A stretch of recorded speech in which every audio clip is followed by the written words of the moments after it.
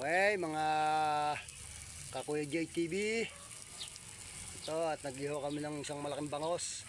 Binalot sa dahon ng saging. Ayan, nasunog. Pero dahon lang ng saging. Ayan, nangangamoy na. Nabigyan kami ni Boss Mac ng isang malaking bangos. At tumakbo si Boss Edgar sa Mistral para bumili ng sibuyas, luya, bawang, siling haba. At pinabiyak namin sa likod ang bangos at ipinalaman sa loob. Kanteto, nangangamoy na. Ayan. Sarap na kainin. Pwede na. Pwede na kaming kumain maya maya.